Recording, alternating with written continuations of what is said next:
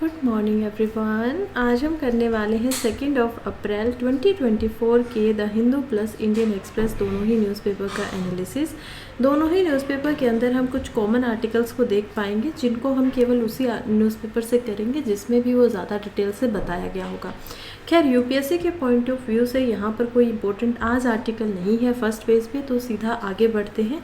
और आगे बढ़ने से पहले मैं आपको बता दूं कि टेलीग्राम के ऊपर में मेरा एक ग्रुप है जिसमें जो भी आर्टिकल हम यहाँ डिस्कस करते हैं उसके आपको प्रीलिम्स के नोट्स मिल जाते हैं। इसके अलावा मेंस का कोई अगर आर्टिकल इम्पोर्टेंट लगता है तो वो भी आपको आंसर फॉर्मेट में मिलेगा। साथ ही में जो भी आप यहाँ वीडियो देख रहे हैं उसकी पीपीटी भी आपको पीडीएफ की फॉर्म में मिल जाती है, तो उसको ज्वाइन करना चाहें तो आप कमेंट बॉक्स के अंदर दिए गए लिंक से कर सकते हैं। स्टार्ट करते हैं आज के पहले आर्टिकल की, जो कि यूपीएससी के पॉइंट ऑफ व्यू से इम्पोर्टेंट हो जाता है। President momo confers Bharat Ratna on Advani. देखिए भारत रत्न कल ही के यानी कि 1 अप्रैल 2024 के जो हमारा न्यूज़पेपर है उसी में मैंने बिल्कुल शुरुआत में हमारे जो ये भारत रत्न होते हैं, पद्मश्री, पद्म विभूषण, इनको बहुत डिटेल से बहुत हायरकी के साथ में समझाया हुआ है।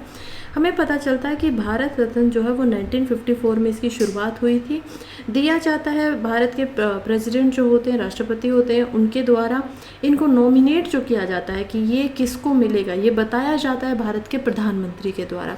अभी इनको जो अडवाणी जी हैं, एल.के. अडवाणी जी, जो कि हमारे फॉर्मर डिप्यूटी प्राइम मिनिस्टर भी रह चुके हैं, इनके अलावा इस 2024 के अवसर पर यहाँ पर 4 लोगों को और को भारत रत्न से नवाजा गया है।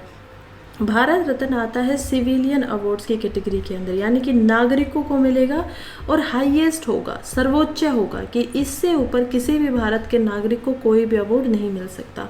ये मिलता है जब कोई भारत का नागरिक भारत के लिए कोई बहुत ही एक्सेप्शनल और डिस्टिंग्विश सर्विस करके दिखा देता है। वो किसी भी फील्ड में हो, ऐसा ज़रूरी नहीं है कि वो आपने कहीं पे एडमिनिस्ट्रेशन में किया है या फिर आपने कहीं पॉलिटिक्स में किया, स्पोर्ट्स में किया है।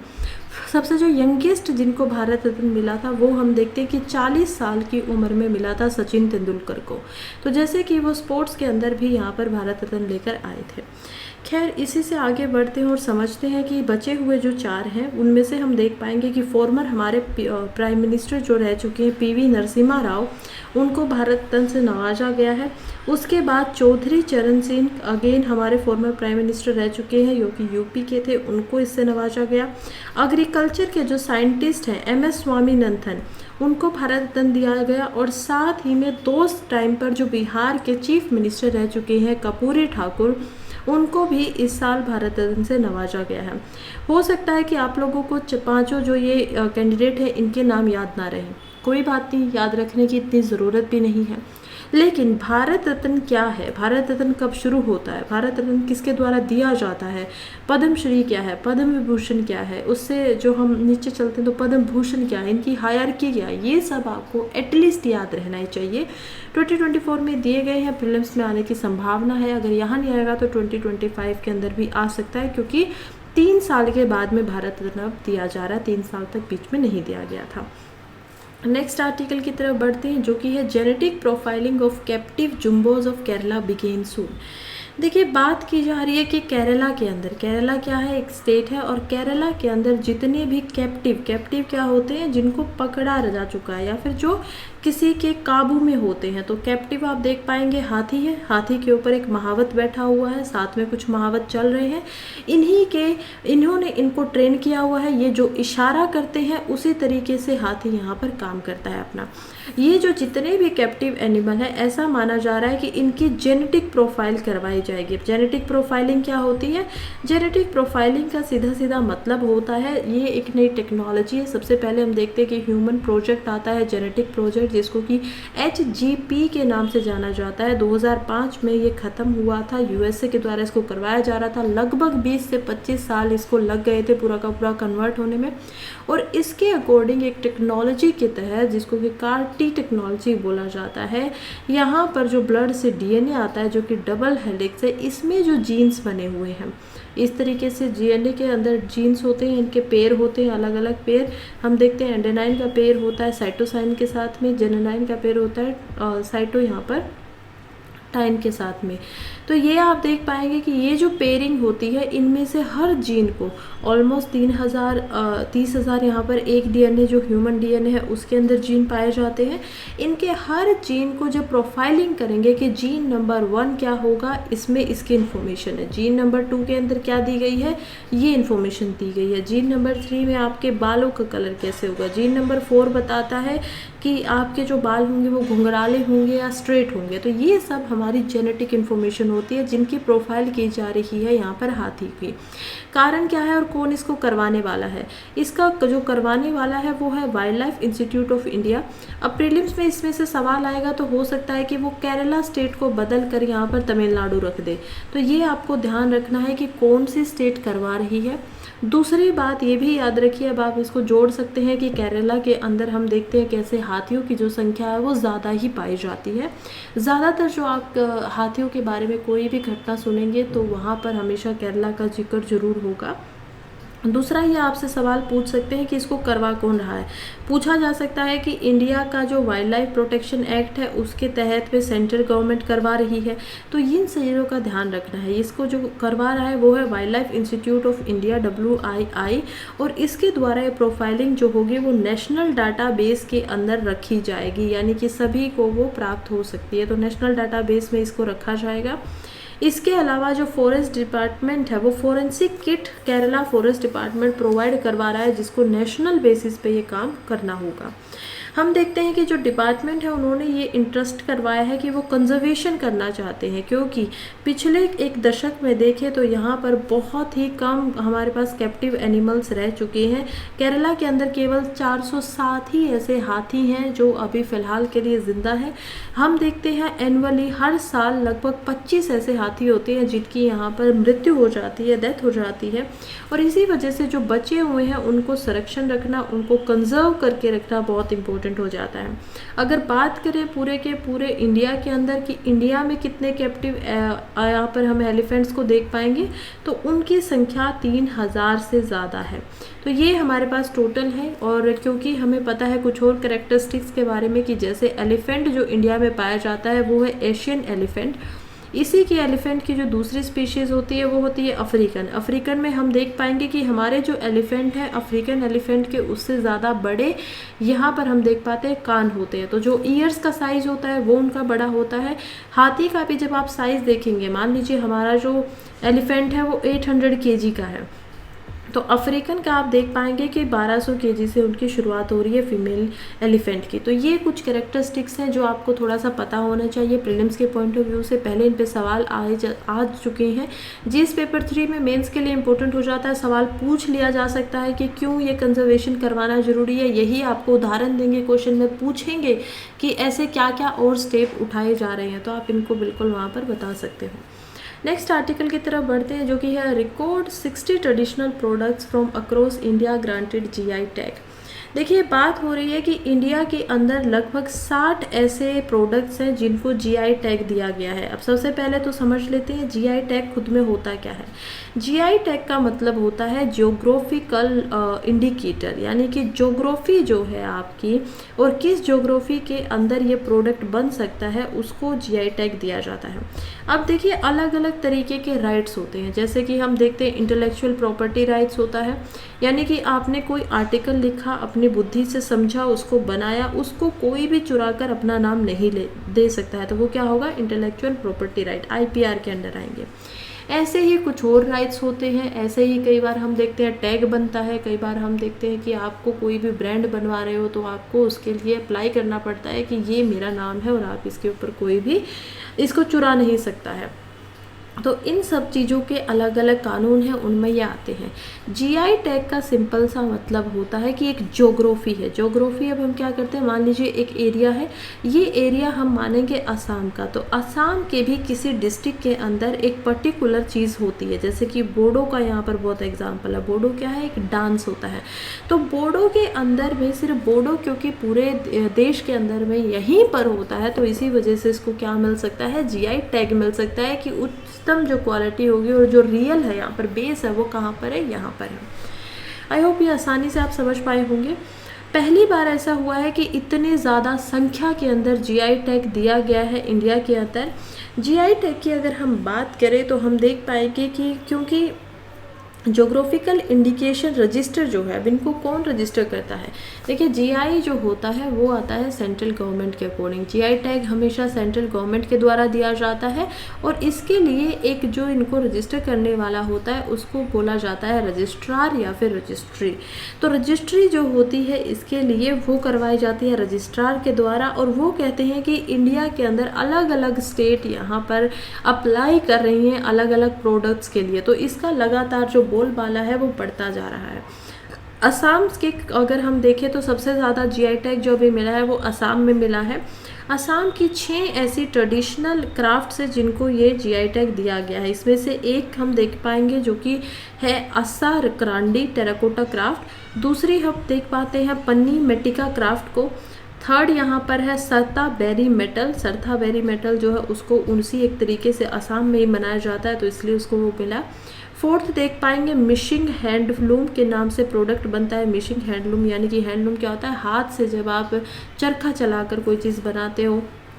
बीहू ढोल, एक बीहू को जब आप बना रहे हो और बीहू जो म्यूज़िक निकल रहा है उसके ऊपर जो बीहू डांस हो रहा है तो उसको क्या किया जाता है? बीहू ढोल बोला जाता है। यहाँ पर आप ढोल को भी देख सकते हैं। 13 ऐसे प्रोडक्ट हैं असम से जिनको जीआई टैग दिया गया है, जिसमें बोडो डोकाना भी है। मैंने बोडो का आपको पहले ही बताया कि कैसे यहाँ पर इस्तेमाल होता है। ट्रेडिशनल अटायर है ये। बोडो डोकाना क्या होता है? एक ऐसा पहनावा है ट्रेडिशनली जो बोडो वुमन होती हैं, औरतें जो होती हैं वो इसको पहनती हैं। तो ये आप देखिए, ये जो वुमन है इसी को बोडो डोकाना बोला जाता है। फिर इसी बोडो में एक बोडो की इरी सिल्क साड़ी बनती है। तो इरी जो सिल्क होती है वो फैब्रिक को पीस यहाँ पर माना जाता है, इसको बना दिया गया है। इसके अलावा हम देखेंगे कि बोडो जव मागरा। अब बोडो जव मागरा क्या होता है? एक ट्रेडिशनल स्कार्फ है। जैसे कि यहाँ पर आप इनको देख पाएंगे, इन्होंने अपने गले में एक ट्रेडिशनल स्कार्फ पहना हुआ है जो कि वाइट और रेड कलर के प्रिंट से यहाँ पर बनता है।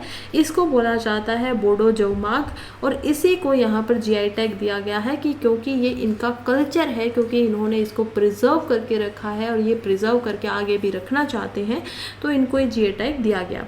हम देखते हैं एक बोडो ठोरका नाम की चीज़ है। आप देखिए, क्योंकि ये सारी चीज़ों को मिला है तो प्रीलिम्स में ये आ सकते हैं सवाल ऐसे। तो बोडो ठोरका जो है वो एक म्यूज़िकल इंस्ट्रूमेंट है जिसको जीआई टैग दिया गया है। आसाम से ये है। बोडो से ही हमेशा याद रखिएगा, पूछा जाएगा तो स्टेट का नाम आएगा कि कौन सी स्टेट का ये प्रोडक्ट है जिसको रिसेंटली अभी जीआई टैग से नवाजा गया। तो बोडो आते ही समझ जाइएगा कि असम की बात हो रही है। उसके बाद हम देखते हैं बोडो सिफूंग को। बोडो सिफूंग का मतलब होता है एक फ्लूइड। फ्लूइड क्या होता है? आप किसी चीज़ को जब बसा रहे हो, बांसुरी जो होती है उसको बोडो सिफूंग बोला जाता है। असम के चीफ मिनिस्टर हिमंता बिस्वा शर्मा ने ये भी बोला है कि ये एक बहुत बड़ी विन है, बहुत बड़ी हम देख पाएंगे जीत है यहाँ पर असम के हेरिटेज के लिए। फिर बनारस से भी कुछ ऐसी चीज़ें हैं जिनको हम देख पाएंगे कि यहाँ पर जीआई टैग दिया गया है, जैसे कि बनारस की फेमस ठंडाई है। अब ये जो ठंडाई होती है इसको मिल्क के साथ मिक्स करके बनाया जाता है। इसमें बहुत सारे नट्स डाले जाते हैं, बहुत सारी सीड्स डाली जाती हैं, काफ़ी आप यहाँ पर मसाले स्पाइसेस देख पाएंगे, बीज होंगे अलग अलग, और यही जो सारे हैं इसको एक टैग दिया गया है। डिटेल्स जो है जीआई फिलिंग की वो एनी गिवन इवनिंग पे आप किसी भी सिटी में ले सकते हो, वहाँ पर आपको मिल जाती हैं। ये जो ड्रिंक की हमने बात की अभी ठंडाई की, ये पहली बार सेंचुरीज से पहले, दशकों पहले यहाँ पर इंट्रोड्यूस की गई थी और इसका इस्तेमाल सबसे पहले किया गया था श्री काशी विश्वनाथ डेटी के लिए। तो जो गाना आपने सुना होगा कि पीके भांग बनारस वाली, जो वो ठंडाई वाली बातें होती हैं अमिताभ बच्चन का, तो वहाँ से आप इसको याद रख सकते हो कि बनारस के अंदर क्या बनता है? ठंडाई बनती है, जिसको कि श्री विश्वनाथ टेम्पल के लिए बनाया गया था। डेटी को उनको देना था महाशिवरात्रि के दिन के अंदर। इसके अलावा इसको होली भी पिया जाता है। रंग भारी एकादशी का भी एक त्यौहार आता है जिसके ऊपर इसको लिया जाता है, तो इसको मिला है। बनारस से हम देखेंगे कि रिसेंटली बनारस का एक तबला है जिसको जीआई टैग मिला है। बनारस की जो शहनाई है वो भी बनारस शहनाई के नाम से जानी जाती है। बनारस का लाल पेड़ा है। लाल पेड़ा क्या होता है? खाने का एक पेड़ा होता है, मिल्क से बनने की मिठाई, ये स्वीट है जो कि रेडिश कलर की होती है और उसको भी जीआई टैग से नवाजा गया है। त्रिपुरा के रीजन की बात करें तो त्रिपुरा के अंदर हम देख पाएंगे कि दो ऐसे क्षेत्र हैं जिनको जीआई टैग दिया गया है। पहला जो होता है वो मिला है यहाँ पर पर्चा रिगनाई को, जो कि एक ट्रेडिशनल ड्रेस है यहाँ पर, जो कि औरतों के द्वारा स्पेशल ओकेजन पर ही पहनी जाती है। दूसरा मिला है मत्ता भारी पेड़ा। अब ये मत्ता भारी पेड़ा जो है ये एक स्वीट प्रिपरेशन अगेन है, जहाँ पर भी आप पेड़ा देखेंगे मिल्क से बनने वाली एक स्वीट होती है, एक मिठाई होती है। मेघालय के अंदर जो मेघालय का गारो टेक्सटाइल होता है, मेघालय के अंदर क्या बनती है, हमें पता है कि गारो खासी नाम की यहाँ पर जो ट्राइब्स हैं वो रहती हैं, और गारो जो ट्राइब्स होती हैं उन्हीं में गारो का टेक्सटाइल बनाते हैं, कपड़े बनाते हैं वो लोग। तो वो जो टेक्सटाइल व्यू करते हैं उसको यहाँ पर सोशो रिलीजियस रिचुअल्स के साथ में जोड़कर लिंक किया गया है और उनको जीआई टैग दिया गया है।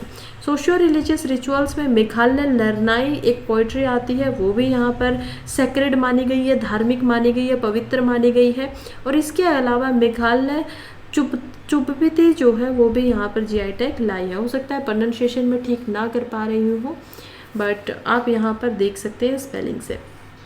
नेक्स्ट आर्टिकल की तरफ बढ़ते हैं, जो कि India trade reliance on China and EU rising, human trade body. देखिए आर्टिकल जो है ये बताता है कि कैसे एक रिपोर्ट आई है। रिपोर्ट किसके द्वारा छापी गई है, यूनाइटेड नेशंस की conference on trade and development. तो हम देख पाएंगे कि UNCTAD के द्वारा रिपोर्ट छापी गई है, डेवलपमेंट तक की ये बातें कर रहा है। और रिपोर्ट ये बताती है कि कैसे इंडिया जो है वो चाइना के ऊपर ट्रेड में ज़्यादा निर्भर हो रहा है। चाइना प्लस यूरोपियन यूनियन दोनों ही जगह से इंडिया ज़्यादा ट्रेड कर रहा है। ये जो सप्लाई आई है, खासकर यूक्रेन और रशिया की जब बात होती है, हम युद्ध की बातें करते हैं, तो उसके बाद से ऑल ओवर हर जगह पर प्राइजेस चीज़ों के बढ़े, और ये बढ़ने के बाद में चाइना के ऊपर जो इंडिया की निर्भरता थी वो ज़्यादा बढ़ने लगी। हम बहुत ज़्यादा यहाँ से सामान ले रहे हैं, खास करके चाइना को इसमें फ़ायदा होता है, बहुत चीप सामान चाइना इंडिया में डलवा देता है। और ये तब हो रहा है जब इंडिया पूरा कंट्रोल करने की कोशिश कर रहा है कि चाइना से वो कोई भी सामान इस तरीके से ना ले। इवन इंडिया ने 2 फ्लैगशिप इनिशिएटिव भी चलाए हुए हैं, जैसे कि प्रोडक्शन लिंक्ड इंसेंटिव, PLI क्या होता है, जहाँ पे प्रोडक्शन हो रही है वहीं से उसका इस्तेमाल करें। इंडिया में प्रोडक्शन की जा रही है तो इंडिया की चीज़ों का इस्तेमाल करें। दूसरा हम देखते हैं क्वांटिटी कंट्रोल ऑर्डर्स, कि आपको क्वालिटी और क्वांटिटी का ध्यान रखना है कि आप केवल क्वालिटी के जो प्रोडक्ट्स हैं उन्हीं को यहाँ पर मंगवा सकते हैं, और वो भी कंट्रोल में रख के मंगवाना, अच्छी क्वालिटी के होंगे। ये दोनों चीज़ें इसी वजह से की गई हैं क्योंकि चाइना से जो सामान आता है वो काफ़ी चीप होता है, सस्ता होता है, जिस वजह से लोग उसको ख़रीदना पसंद करते हैं, लेकिन क्वालिटी उसकी इतनी अच्छी नहीं होती है। पिछले 2 सालों में हम देखेंगे कि ज्योग्राफिकली हमारा जो बर्डन है यहाँ पर चाइना के साथ में जो निर्भरता बढ़ती जा रही है, रिलायंस हो रहा है, वो लगभग यहाँ पर 1.2% से बढ़ गया है। जितना 2023 के अंदर था, 22 और 23 के अंदर, वो अब 23 और 24 के अंदर यहाँ पर 1.2% से बढ़ गया है। ईयू की बात करें तो यूरोपियन यूनियन के साथ भी हमारा 1.2% से ट्रेड बढ़ा है दोनों ही जगह पर। सऊदी अरेबिया के ऊपर भी हमारी निर्भरता थोड़ी सी बढ़ी है, जो कि 0.6% से बढ़ रही है। अगर हम बात करें पैसों के साथ में तो देखेंगे कि चाइना का 2 वे ट्रेड होता है रशिया के साथ में, जो कि लगभग 240 बिलियन यहाँ पर स्ट्रॉन्गर हुआ है। और अगर इंडिया के बारे में बात करें तो हम देख पाएंगे कि इंडिया के साथ में जो ट्रेड है वो भी काफ़ी इंडिया की तरफ से ट्रेड डेफिशिएट हो जाता है। क्यों हो जाता है? क्योंकि इंडिया, चाइना जो है वो इंडिया से उतनी चीज़ें नहीं खरीदता है या लेता है जितना वो इंडिया में डंपिंग कर देता है, इसलिए उसको क्या बोलते हैं, चाइना डंप। USA भी यहाँ पर कोशिश कर रहा था कि चाइना के ऊपर ज़्यादा रेलिवेंस ना रखे, निर्भरता ना रखे, और हम देख पाएंगे कि US का अगर देखते हैं तो वो 1.2% से ही घट गया है। अब वो लोग वहाँ से कम चीज़ें मंगवा रहे हैं, और उन्होंने अपनी जो डिपेंडेंस है वो यूरोपियन यूनियन और साथ ही में मेक्सिको के साथ में यहाँ पर दिखाई है कि हम यहाँ से ज़्यादा सामान खरीदेंगे, चाइना से थोड़ा कम लेंगे। डिपेंडेंस जो है इकोनॉमी की वो एक कैसे नापी जाती है, अब आप लोग सोचें, मैंने आपको बहुत सारे आंकड़े बताए। अब ये सवाल ज़रूर बनता है कि इसको नापेंगे कैसे, इसका पैमाना कैसे होगा। तो डिपेंडेंस जो होती है किसी भी इकोनॉमी के अंदर वो कैलकुलेट की जाती है रेशियो ऑफ बायलैटरल ट्रेड, जो भी आपका रेशियो निकल के आता है दोनों देशों का बायलैटरल ट्रेड क्या है, और उसको डिवाइड करके यहाँ पर रखा जाता है टोटल ट्रेड इकोनॉमी के अंदर कितना हुआ है। जब आप इस नंबर को, इसका आउटकम करके संख्या निकालेंगे तो वो हम समझ में आएगा कि कितने %, क्योंकि आप किसी चीज़ को किसी चीज़ से डिवाइड कर रहे हो, तो परसेंटेज में यहाँ पर आएगा। फिर हम देख पाएंगे कि कितना % यहाँ पर ग्रोथ जो है वो निकल रही है। पहले क्या होगा, नंबर्स आएंगे, उससे आप % निकाल पाएंगे। रिपोर्ट में ये भी बताया गया कि ग्लोबल ट्रेड जो है वो अलग अलग यहाँ पर सेक्टर्स के अंदर काफ़ी घट रहा है। किस किस सेक्टर में घटा है, हम देखेंगे फार्मास्यूटिकल्स को छोड़कर जो ट्रांसपोर्टेशन इक्विपमेंट्स है, रोड व्हीकल्स है पर्टिकुलरली, जैसे कि इलेक्ट्रिक कार, इन सभी में ग्लोबल लेवल पर 2023 के अंदर जो ट्रेड होता है वो कम हुआ है। कुछ ऐसे सेक्टर हैं जिनमें 10% से भी ज़्यादा डिक्लाइन देखने को मिला। अब उनमें क्या क्या आते हैं, उसमें हम देखते हैं अपैरल के अंदर। अब अपैरल में क्या होगा कि आप जो कपड़े पहनते हैं उसका थोड़ी सी कमी आई है। केमिकल्स जो यहाँ पर ट्रेड किए जाते थे वो भी कम हुए हैं 10% से भी ज़्यादा। और जो एनर्जी मीटिंग आती है, अब आपको क्या चाहिएगा एनर्जी के लिए, हो सकता है तेल का इस्तेमाल आप कर रहे हैं, गैस का इस्तेमाल कर रहे हैं, तो इन सब चीज़ों के अंदर भी 10% की कमी देखने को मिली है। ये सब डाटा था हमारे लिए इम्पोर्टेंट, जो कि जीएस पेपर 3 में पूछा जा सकता है, चाहे प्रीलिम्स में भी आ जाए और चाहे ये आ सकता है मेंस में भी। इकोनॉमी का पूरा सेक्टर ट्रेड के ऊपर ये इम्पोर्टेंट हो जाता है। नेक्स्ट आर्टिकल की तरफ बढ़ते हैं, जो कि है army is cracking up efforts to boost infrastructure connecting along LAC in Arunachal. देखिए, आर्मी जो है वो अरुणाचल प्रदेश के साथ में यहाँ पर मिलकर इंफ्रास्ट्रक्चर को बूस्ट कर रही है। कनेक्टिविटी यानी कि जो आप किसी चीज़ों को, दो चीज़ों को कनेक्ट करते हो, मिलाते हो, उसको बढ़ा रही है। और लाइन ऑफ एक्चुअल कंट्रोल जो कि इंडिया और चाइना के बीच में आती है, उसके सहारे पे ये डेवलपमेंट किए जा रहे हैं। अब इसके कारण क्या है, इसके बहुत सारे कारण हैं। देखिए, सबसे पहले तो ये कारण है कि हमारा जो पहला विलेज है जो चाइना के साथ में आता है, इंडिया में आता है, उस विलेज को हम देखेंगे कि उसमें डेवलपमेंट किया जा रहा है वाइब्रेंट विलेज प्रोग्राम के तहत। सेंट्रल गवर्नमेंट जो है वो इसमें काम कर रही है। Vibrant village programme central government के द्वारा निकाला गया है, प्रीलिम्स के लिए इम्पोर्टेंट हो जाता है। फिर हम देखते हैं कि एक डिस्ट्रिक्ट है, डिस्ट्रिक्ट के अंदर जो पहला गांव हमारा आता है वो आता है कितोबो। कितोबो जो ये गांव है ये एक्चुअली में अरुणाचल प्रदेश की अंजा डिस्ट्रिक्ट के अंदर आता है। यहाँ पर ज़्यादातर एक ट्राइब रहती है जिसके जाना जाता है मयूर ट्राइब के नाम से। तो ये कुछ याद रखने की चीज़ें हैं, फैक्चुअल चीज़ें हैं जो कि याद रखनी ही चाहिए, और क्योंकि ये काम हो रहा है तो इससे सवाल भी पूछा जा सकता है। तो ये ऐसा एक गांव है जो 7 से 8 किलोमीटर पे लोकेटेड है लाइन ऑफ एक्चुअल कंट्रोल के।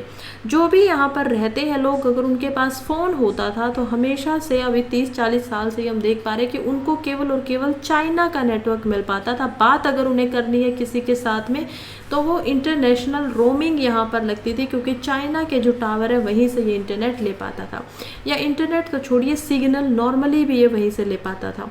हम देखते हैं कि कैसे अब जो इंडियन आर्मी है वो यहाँ पर अलग अलग ट्रांसफॉर्म लगा रही है, सिग्नल के लिए टावर्स का इस्तेमाल किया जा रहा है। अब यहाँ पर जो फ़ोन है इस गांव के अंदर वो इंडिया और चाइना दोनों ही नेटवर्क्स को इस्तेमाल कर सकते हैं, दोनों ही नेटवर्क को यहाँ पर लिया जा सकता है। इसी के अलावा सेंट्रल गवर्नमेंट के द्वारा यहाँ पर एक बेकरी खोली गई है। अब आप लोग सोचेंगे कि क्या इनके पास अभी तक इंटरनेट नहीं है, क्या इनके पास बेकरी नहीं है। ऐसे जो पिछड़े हुए गांव है या ऐसी जगहों पे या लोकेशन पे जो स्टैटिकली इंडिया के लिए इम्पोर्टेंट हो जाती है, लेकिन कनेक्टिविटी ऑल ओवर इंडिया के साथ उससे अच्छी नहीं है, क्योंकि जो टॉपोग्राफी है वो काफ़ी रिजिड है, काफ़ी मुश्किलों भरी टॉपोग्राफी है। ऐसा माना जाता है कि अरुणाचल प्रदेश जो है वो एक तरीके से पहिए की तरह बसा हुआ है। अगर आपको एक जगह से दूसरी जगह पर जाना है तो आपको पूरा का पूरा जो वो है उसको कवर करके ही, ऐसे ही कर करके आना पड़ेगा। तो ये जो गोल तरीके से आना पड़ता है वो कारण होता है पत्थरों की वजह से, पहाड़ों की वजह से जो लोकेशन है वो कुछ इस तरीके की दिखाई देती है। हम देख पाएंगे कि इसी गांव में इंडियन आर्मी के द्वारा किताबू बेकरी एक खोली गई है। एक इनिशिएटिव है कि यहाँ के लोगों को ज़्यादा से ज़्यादा जो चीज़ें हैं वो मिल पाए। और ये भी माना जा रहा है कि यहाँ पर जो ये ब्रिज आप देख पा रहे हैं, ये एक 70 ब्रिज हम देख पाएंगे कैलाश का पैरासुम कुंड के ऊपर ये है। एक साइन बोर्ड लगा हुआ है इसमें अरुणाचल प्रदेश के किताबू विलेज का, कि यहाँ से आप जा सकते हो और दूसरे विलेज के साथ में ये आपको जोड़ देगा। अदरवाइज क्या था, बीच में नदी बहती थी, कहीं से भी आप इससे बाहर ऐसे जाने का रास्ता था नहीं। हम देखते हैं कि आर्मी जो है वो आर्टिलरी गन जो कि अल्ट्रा लाइट होजोड और 105 mm इंडियन फील्ड गन्स है उनको डिप्लॉय करके रखती है LAC के पास में हमेशा। और 30 किलोमीटर तक का जो भी एरिया आता है वहीं पर जो टन्स होते हैं, 4 टन के ऐसे गन्स होती है जिनको एयरलिफ्ट किया जाता है। क्योंकि ये गाँव 7 से 8 किलोमीटर के अंदर में ही है, तो इसी वजह से आर्मी इस पर पूरा डेवलपमेंट करने के काम पे लगी हुई है। हम ये भी देखते हैं कि आर्मी ये भी चाहती है कि वो जो है टूरिस्ट को यहाँ पर आने के मौके देंगी। एक टाइम में 12 टूरिस्ट को यहाँ पर परमिशन दी जाएगी कि वो आए, यहाँ पर रह सकते हैं। टूरिज़्म यानी कि जो आप यहाँ पर यात्रा होती है, पर्यटन होता है, उसके लिए भी अब इस पर बढ़ाया जा रहा है कि आइए और इस ज़िंदगी को भी देखिए। कुछ रिलीजियस टूरिज़्म यहाँ पर हो सकते हैं, जैसे कि किपोंग ला नाम की लेक आप यहाँ पर देख पाएंगे। पसांग सोनम तशो लेक जो कि बहुत फेमस हमारी लेक होती है, बहुत बड़ी लेक ये है। और हम देखेंगे कि कैसे यहाँ पर तसांग गुम्पा भी है। एलएससी के बारे में कुछ और एक्स्ट्रा अगर मैं आपको बातें बताऊं तो एलएससी लाइन ऑफ जो एक्चुअल कंट्रोल है वो एक्चुअली में हमारे यहाँ पर देखें तो 3488 किलोमीटर लंबी पड़ती है, जो इंडिया के बॉर्डर के साथ लगती है। हम देख पाएंगे कि 1340 किलोमीटर जो लाइन ऑफ एक्चुअल कंट्रोल है वो ईस्टर्न सेक्टर में आती है और मेनली 2 ही स्टेट से ये लगती है इंडिया में। पहली स्टेट है सिक्किम, दूसरी स्टेट है यहाँ पर अरुणाचल प्रदेश। ये थी कुछ रेलिवेंट बातें जो कि आप सोशल जस्टिस और डेवलपमेंट के अंदर भी इस्तेमाल कर सकते हो। नेक्स्ट आर्टिकल की तरफ बढ़ते हैं जो कि है Tamil Nadu accounts for 30% of India's electronic export. देखिए बात हो रही है कि कैसे तमिलनाडु जो है इंडिया का लार्जेस्ट एक्सपोर्टर बन गया है, यानी कि जो चीज़ों को यहाँ पर निर्यात करता है, बाहर भेजता है। अगर हमने फाइनेंशियल ईयर 2023 का डाटा निकाले तो जितने भी इलेक्ट्रॉनिक गुड्स हमारे यहाँ से भेजी जाती हैं उसमें से 30% जो है वो केवल और केवल तमिलनाडु की तरफ से जाता है। सबसे पहले अगर देखें तो फाइनेंशियल ईयर 2024 के अंदर जो इलेक्ट्रॉनिक चीज़ों का प्रोडक्शन किया जाता है, चाहे उसके अंदर फ़ोन आ जाए या हम और इलेक्ट्रॉनिक चीज़ों को उसमें देख सकते हैं, वो सबसे ज़्यादा किया जाता है यूपी और कर्नाटका के स्टेट के अंदर। लेकिन तमिलनाडु जो है वो बहुत स्पीड से इसमें राइज कर रहा है, ऊपर की तरफ बढ़ रहा है। खास करके जो फ़ोन की इंडस्ट्री है, मोबाइल फ़ोन जो होते हैं उनको जो बनाया जाता है, उस इंडस्ट्री के ऊपर हम देख पाएंगे कि सबसे ज़्यादा जो प्रोडक्शन हो रही है वो यहाँ पर की जा रही है तमिलनाडु के द्वारा। जितना भी इंडिया से एक्सपोर्ट होता है, अगर 100 चीज़ें यहाँ पर जाती है तो उनमें से 40 ऐसे फ़ोन होते हैं जो तमिलनाडु दे पा रहा, और उसकी भी केवल एक डिस्ट्रिक्ट ऐसी है जो इसको प्रोवाइड करवा पा रही है, जिसका नाम है कांचीपुरम। तो कांचीपुरम जो डिस्ट्रिक्ट है वो काफ़ी ज़्यादा इसमें आगे बढ़ रही है। यहीं पे हम चार्ट से भी समझेंगे कि कैसे चार्ट दिखा रहा है कि ईयर वाइज जो इलेक्ट्रॉनिक गुड्स है वो तमिलनाडु से कितने डॉलर बिलियंस के यहाँ पर भेजे गए। 2018 में ये 0.1% ही था, या परसेंट भी छोड़िए, बिलियन था। हम देखते हैं फाइनेंशियल ईयर 19 के अंदर ये 0.3 बिलियन था, फाइनेंशियल ईयर 20 में 0.2 था, और धीरे धीरे ये बढ़ते हुए 22 तक ये 1.9 मिलियन हुआ। और हम देखते हैं कि कैसे फाइनेंशियल ईयर 3 के अंदर ये बन जाता है 5.4 बिलियन तक का, यानी कि 540 करोड़ तक का ये बन गया। और फाइनेंशियल ईयर 2014 जनवरी तक का अगर हम डाटा निकालें तो जनवरी तक ये बढ़कर अब हो चुका है 7.4 बिलियन, यानी कि डॉलर 740 करोड़ रुपए का।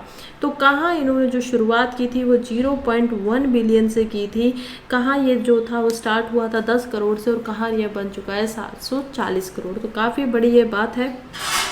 नेक्स्ट चार्ट के अंदर हम देखते हैं जो कि दिखा रहा है कि ईयर वाइज एक्सपोर्ट जो इलेक्ट्रॉनिक गुड्स का हो रहा है 5 स्टेट की तरफ से, वो कौन कौन सी कर रही हैं। सबसे ज़्यादा हम देखते हैं तमिलनाडु एकदम से यहाँ से उठता है 18 से और बहुत ऊपर निकल जाता है। यूपी जो कभी सबसे ऊपर होता था वो डिक्लाइन करके अभी 3.2 पर आ चुका है। कर्नाटका जो कभी सबसे ऊपर गया था वो भी 3.6 बिलियन तक का यहाँ पर एक्सपोर्ट कर पा रहा है। हम देख पाते हैं गुजरात भी इसमें काफ़ी अहम रोल में है, जो कि है 2.1% के साथ में। और महाराष्ट्र को देख पाएंगे जिसकी जो परसेंटेज है, या जिसकी परसेंटेज छोड़िए, जो बिलियंस में हम देखते हैं तो वो 2.5 है, लगभग 250 करोड़ का ये कर पा रहा है। तीसरा चार्ट हमें दिखाता है कि कमोडिटी वाइज क्या क्या शेयर है टोटल एक्सपोर्ट का। तो इंजीनियरिंग गुड्स यहाँ पर $98 बिलियन के भेजे गए हैं, पेट्रोलियम प्रोडक्ट्स $78 बिलियंस के भेजे गए हैं, जेम्स एंड ज्वेलरी $30 बिलियंस की है। सबसे ज़्यादा जो है वो इंजीनियरिंग गुड्स का ही यहाँ पर शेयर जाता है। इसमें से इलेक्ट्रॉनिक गुड्स लगभग $25 बिलियन के जा चुके हैं। ड्रग्स फार्मास्यूटिकल को हम देखेंगे $25 बिलियन की है, बहुत ही बड़ी ये मार्केट है, दोनों ही लगभग बराबर है। ऑर्गेनिक और इनऑर्गेनिक केमिकल जो है वो भी $25.5 बिलियन के भेजे जा चुके हैं इंडिया की तरफ से। और readymade garments, rice, marine product ये तो बहुत कम है इनके मुकाबले के अंदर। अगर हम देखें कि इंडिया से जो टॉप 10 इम्पोर्टर कंट्रीज़ है जो हमसे खरीदती हैं वो कौन कौन सी हैं, तो चाइना इसमें बहुत कम है लेकिन टॉप 10 में आता है। सबसे ज़्यादा जो हमसे खरीदता है वो है यूएसए, लगभग 8.7 बिलियन का यहाँ पर हमसे उसने सामान खरीदा है इलेक्ट्रॉनिक्स के अंदर। दूसरे नंबर पर हम देख पाएंगे यूएई को, यानी कि यूनाइटेड अरब अमीरात को, जो कि 3 बिलियन का यहाँ पर खरीदता है। थर्ड है नीदरलैंड। फोर्थ हम देख पाएंगे कि यहाँ पर 1.4 के साथ में चाइना यहाँ पर सामने दिखाई दे रहा है। तो सबसे ज़्यादा शेयर कौन है इलेक्ट्रॉनिक गुड्स का जो हमसे ले रहा है, वो है यूएसए। यही थी कुछ छोटी छोटी डाटा, कुछ छोटी छोटी बातें जो हमें याद रखनी चाहिए। नेक्स्ट आर्टिकल की तरफ बढ़ते हैं जो कि है रशिया के ऊपर। बात कर रहे हैं कैसे Russia invasion impaired scientist ability to collect climate data. देखिए क्या बातें हो रही है। हम जब बात करते हैं ह्यूमन एक्टिविटीज़ की, तो हमें पता है कि ह्यूमंस की एक्टिविटीज़ की वजह से, ह्यूमंस के कुछ जो हम कार्य करते हैं उनकी वजह से धीरे धीरे जो हमारा ग्लोब है, हमारी अर्थ है, वो गर्म हो रही है, हीट हो रही है। अब ये जो हीट बढ़ रही है, हीटअप जो हो रहा है, इसके बहुत सारे नुकसान हैं। बहुत ही एकाध गिना चुना फ़ायदा है जो कि नुकसानों के सामने नेग्लिजिबल हम उसको बोल सकते हैं कि ऐसा वो कुछ है ही नहीं। अब देखिए ये जो एक फिनोमिना यहाँ पर बात हो रही है कि कैसे रशिया के वॉर की वजह से साइंटिस्ट जो है वो कुछ आंकड़ों का, कुछ डाटा का पता नहीं लगा पा रहे हैं। उसको हम समझेंगे कि क्यों वो डाटा पता लगाना इतना इम्पोर्टेंट है, क्यों ये जो रशिया है जब से यूक्रेन से लड़ाई हुई है तब से हमें डाटा प्रोवाइड नहीं मिल पा रहा है साइंटिस्ट को। सबसे पहली तो बात यही है कि ग्लोबल टेम्परेचर बढ़ रहा है, ये बात सबको पता है। लेकिन ग्लोबल टेम्परेचर जितनी तेज़ी से बढ़ रहा है उससे 4 गुना ज़्यादा तेज़ी से यहाँ पर हम देख पाएंगे कि आर्टिक जो है वो गर्म हो रहा है। अब आर्टिक को हम देख पाएंगे कि नॉर्थ पोल पर ये पूरा का पूरा है, बर्फ़ से ढका हुआ एरिया है। अर्थ हमारे कुछ इस तरीके से दिखाई देती है। अगर एक रेखा में बीच से खींच दूँ तो इसको 0 डिग्री इक्वेटर बोलेंगे।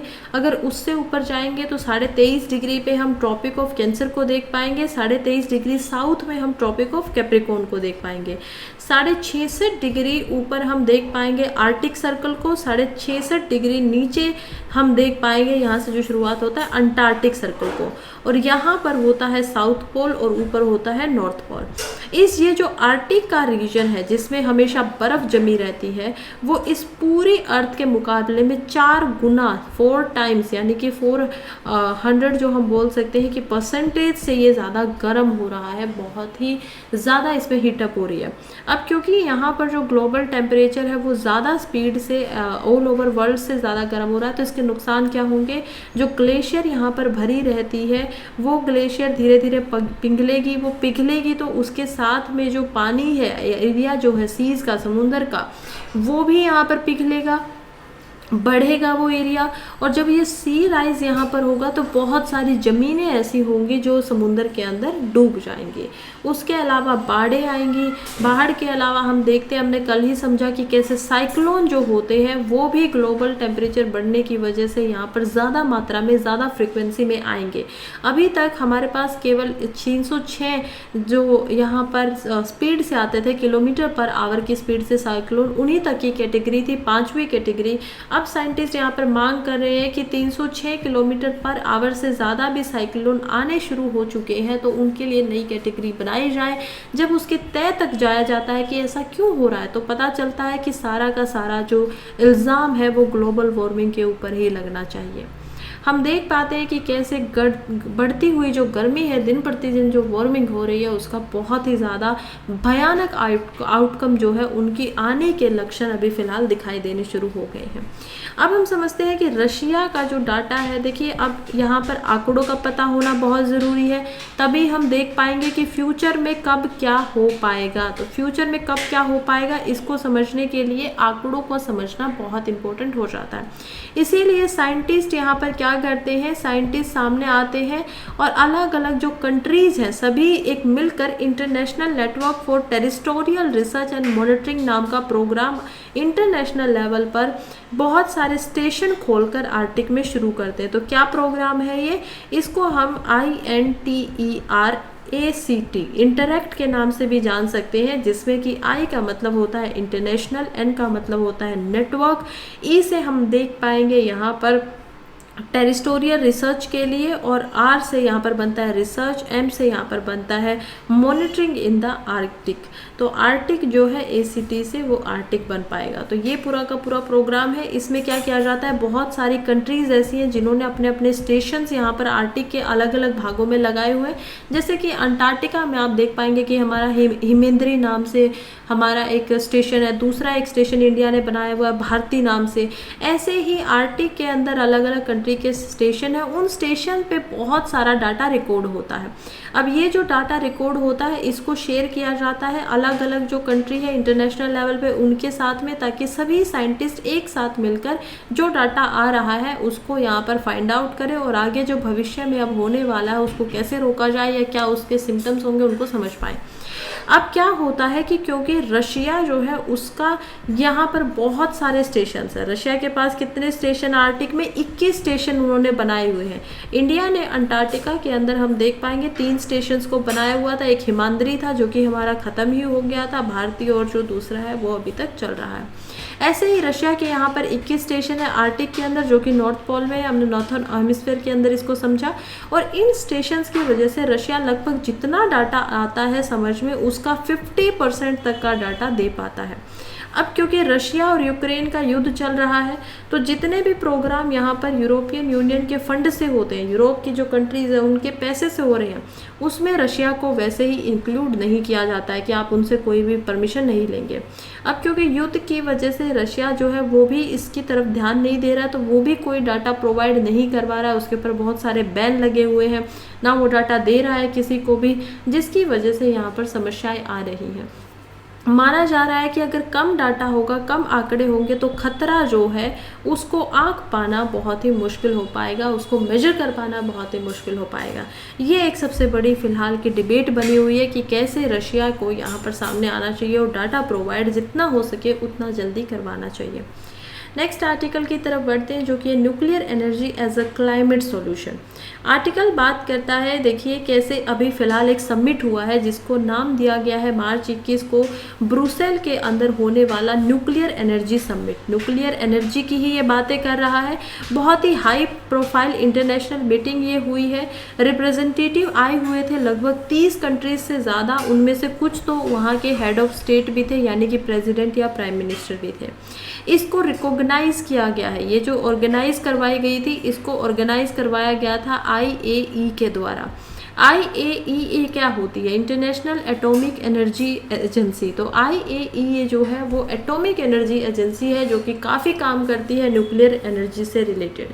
अब यहाँ पर बातें की जा रही है कि कैसे न्यूक्लियर जो एनर्जी है उसको पूरे के पूरे वर्ल्ड वाइड लेकर आना पड़ेगा इलेक्ट्रिसिटी के अंदर, क्योंकि हम और ज़्यादा फॉसिल्स का इस्तेमाल नहीं कर सकते हैं, फॉसिल्स वैसे भी ख़त्म ही हो जाएंगे। अब हमें क्या चाहिए, क्लीन एनर्जी लेकर आनी होगी जो कम से कम नुकसान पहुंचाए एनवायरनमेंट के ऊपर। फॉसिल्स को जो हमारे होते हैं उनको जलाने में प्रॉब्लम क्या है, फॉसिल्स को जब हम इस्तेमाल करते हैं तो उसके अंदर होती है बहुत सारी कार्बन। अब कोयला बनेगा तो कोयला कैसे बनता है, मान लीजिए ये लेयर थी, स्टार्टिंग में जब हम देखते हैं कि पृथ्वी के ऊपर बहुत ही दलदला सा एक एनवायरनमेंट होता था, बहुत सारी बारिश हो गई थी, और फिर धीरे धीरे जब यहाँ पर वोल्केनिज्म बनते हैं ये चीज़ें नीचे दबती जाती है और परत दर परत यहाँ पर पृथ्वी का जो क्रस्ट है वो बढ़ रहा था। तो उस समय पे सबसे पहले जो चीज़ें हैं इसके अंदर कार्बन फंसी हुई थी, क्योंकि पौधे क्या कर रहे थे, एटमॉस्फेयर में बहुत ही ज़्यादा कार्बन थी तो इनके पास भी केवल और केवल कार्बन ही थी। ये प्रेशर के इस कारण यहाँ पर नीचे क्या हो रहा है, प्रेशर आ रहा है, प्लस साथ में टेम्परेचर भी आ रहा है, तो हीट भी मिल रही है। इसकी वजह से ये अपना रूप बदलना शुरू कर देते हैं और रूप बदल कर बन जाते हैं पीट के अंदर। पीट जो होता है उसमें कार्बन बहुत होती है और बहुत अच्छा कोयला वो माना नहीं जाता है। फिर धीरे धीरे फिर से यहाँ पर हम देखते हैं कि कैसे प्रेशर और हीट लगातार लंबे समय तक पड़ती रहेगी, तो ये बन जाएगा लिग्नाइट कोयला। फिर इस पे लिग्नाइट के ऊपर जब प्रेशर एंड हीट बनती रहेगी तब वो चेंज हो जाएगा लंबे समय के बाद ब्यूटुमिनस के अंदर, और ब्यूटुमिनस एट द एंड बनता है एंथ्रासाइट, यानी कि सबसे पुराना कोयला और जो कि आज तक का सबसे बेहतर कोयला भी माना जाता है, जिसके अंदर ज़्यादा कार्बन या सल्फर नहीं निकलता है, धुआं बहुत कम होता है और जो गुणवत्ता होती है इसकी वो काफ़ी ज़्यादा अच्छी होती है। लेकिन जब आप इसको बाहर निकाल कर अब जलाएंगे, चाहे फॉसिल फ्यूल में आप इसमें से पेट्रोल को निकाल कर जला रहे हैं, चाहे आप डीजल को निकाल रहे हैं क्योंकि उसके अंदर भी कार्बन थी, चाहे आप कोयले को निकाल रहे हैं, इन सभी चीज़ों को जलाने से इनके अंदर जो कार्बन फंसी हुई थी वो कार्बन, क्योंकि गैस है, जलाते ही वो उसमें से बाहर निकल जाती है, सोलिडिफाई वो प्रेशर एंड हीट की वजह से हो गई थी और वो एटमॉस्फेयर के अंदर दोबारा से चली जाती है। जैसे जैसे कार्बन बढ़ेगी एटमॉस्फेयर में वैसे वैसे हमारा जो पहले का एटमॉस्फेयर था वैसा ही एटमॉस्फेयर फिर से होना शुरू हो जाएगा। तो यही कारण है कि अब क्या हो रहा है, बहुत सारे साइंटिस्ट और इंटरनेशनल एजेंसीज यहाँ पर सामने आई है और ये मांगे कर रही है कि कैसे उनको अभी क्या करना चाहिए, न्यूक्लियर पावर की तरफ बढ़ना चाहिए जिससे न्यूक्लियर एनर्जीज यहाँ पर आ पाए।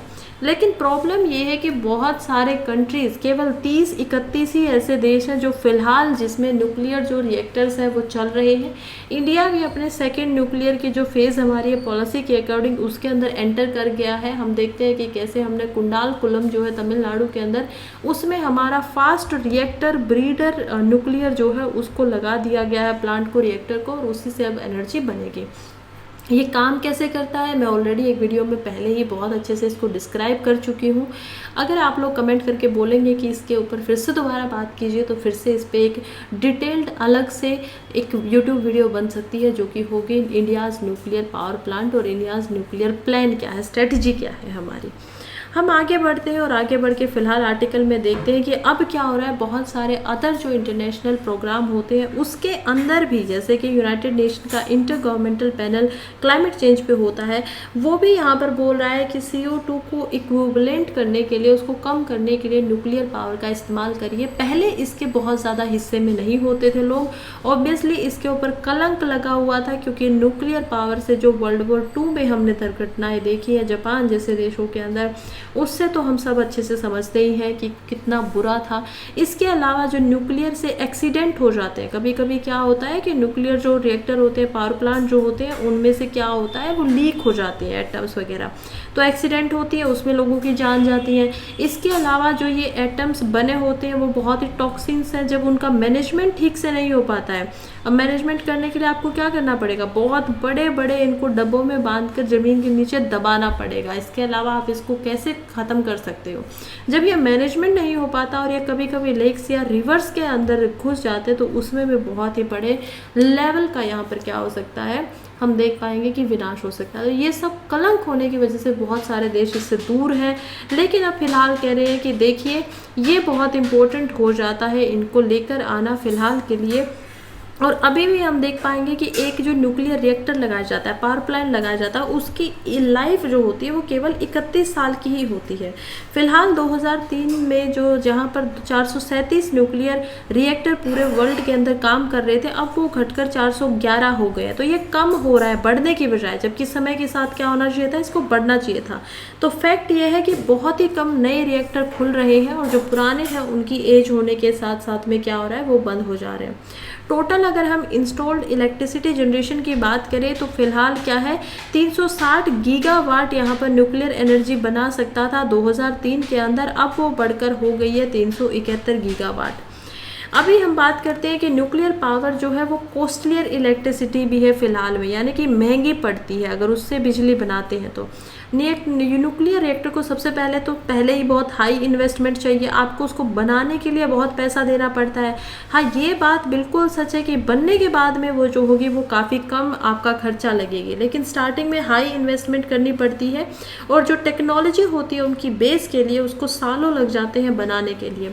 फिर उसके बाद उसको अपग्रेड जो करना होता है वो भी बहुत सारे रेगुलेशन के तहत, नियमावली के तहत करना पड़ता है, कॉन्स्टेंट लगाए जाते हैं। आप सेमी स्किल्ड वर्कर्स को वहाँ पर लेकर नहीं आ सकते हो। वहाँ पर केवल और केवल स्किल्ड ही ऐसे होंगे जिन्होंने ट्रेनिंग ली होगी, वही वर्कर वहाँ पर काम कर सकते हैं।